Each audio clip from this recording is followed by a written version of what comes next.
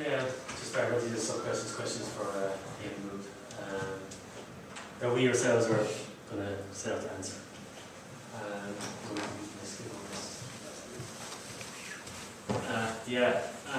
Very dense, in-depth candidate PM report. This is going to be largely edited.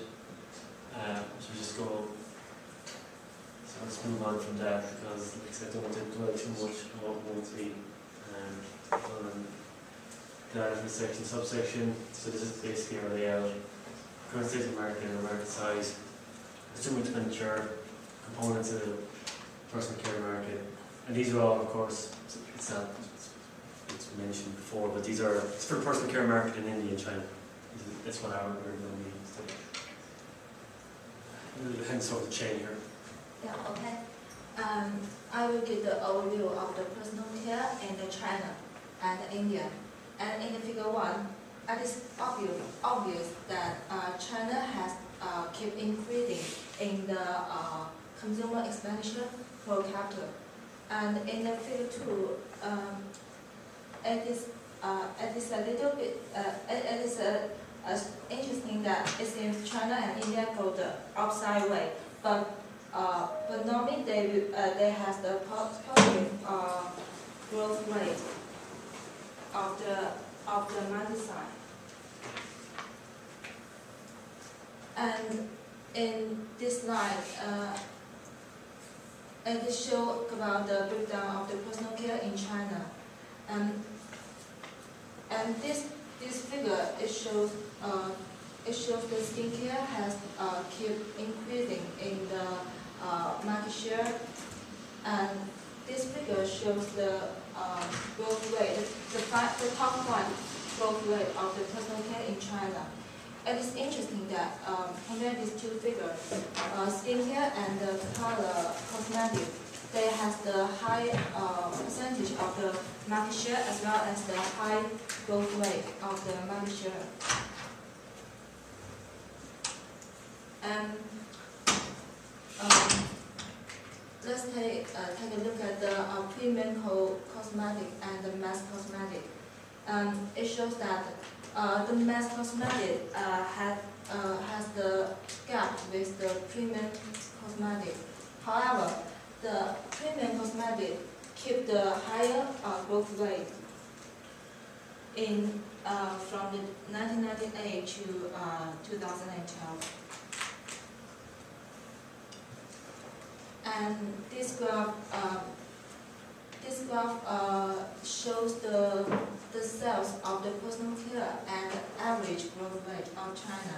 It is interesting that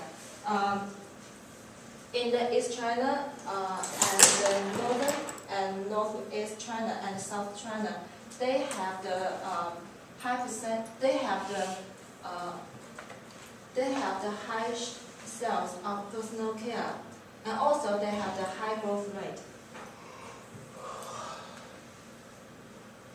And so from the figure shows in the previous slide, we found that the personal care market in China is expanding, and also the promising and dominant personal care product are skincare and color cosmetics.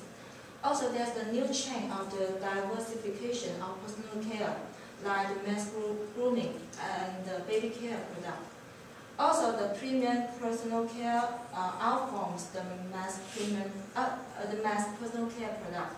And also the East China, North and Northeast China, as well as the South China, have the great market share of sales and the high growth rate.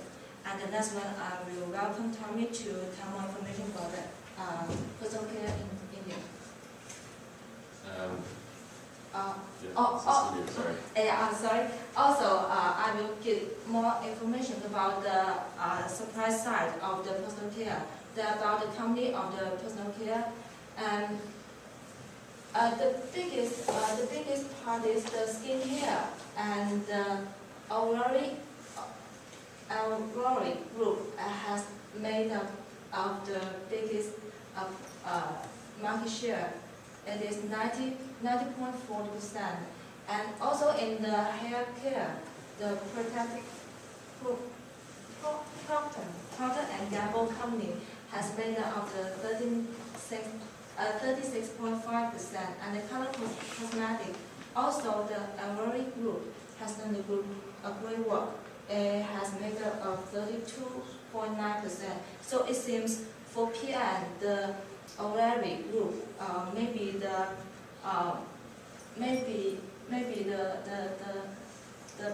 partner for them to work with. Okay, so that's what I will tell you. This way, is it? Yeah. This just moves on then to the Indian personal care market. This is the annual growth in retail. So it's obviously percentage annual growth, and these just then are the 4 subsectors that Chen was talking about. So we just focused on these. There's a lot of subsectors in personal care, but we just kind of focused on the 4 main growth ones, and you'll see later on as well, just in terms of market dynamics as well, that they might be interesting. So colour cosmetics, deodorants, fragrances and skincare, and as you can see they're all experiencing pretty phenomenal growth. So just India is slightly different from China. It's classified by Standard & Poor's as an emerging markets, so they tend to experience these quick and strong economic growth, and most importantly is this growth in the middle class and the prosperity of the middle class, which is key when dealing with personal care products. And then just again, this is just a comparison between China and India in disposable income. So obviously they're both increasing hugely, and these are adjusted for inflation, just in case anyone's wondering.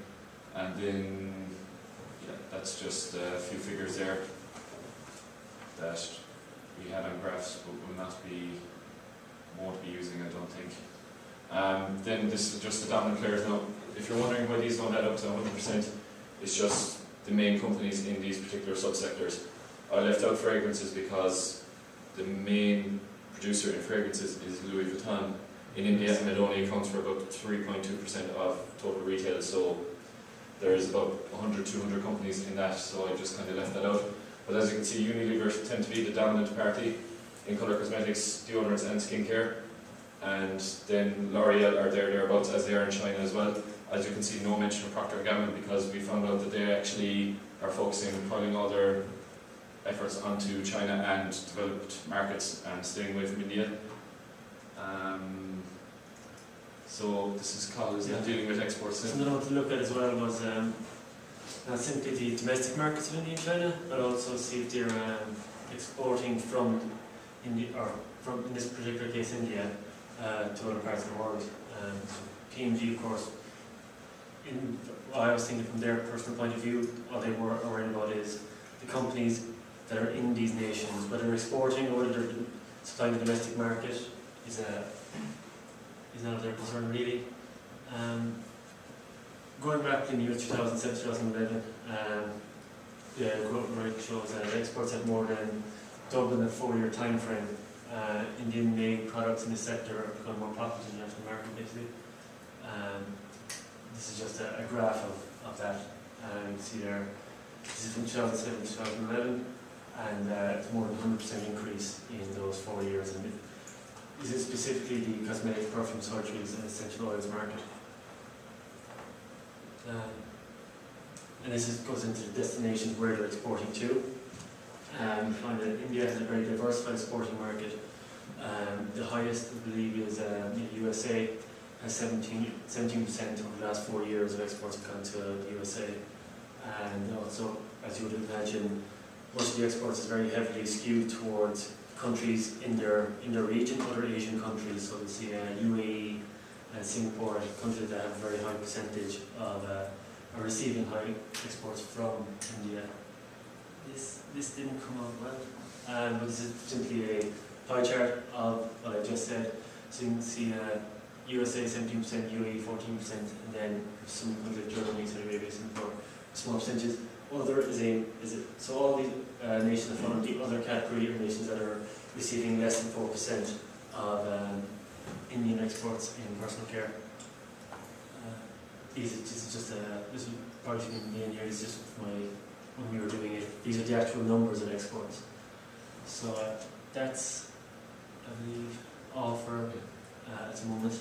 Like I said, this is going to be heavily edited between the So you're going to add in there's parts can be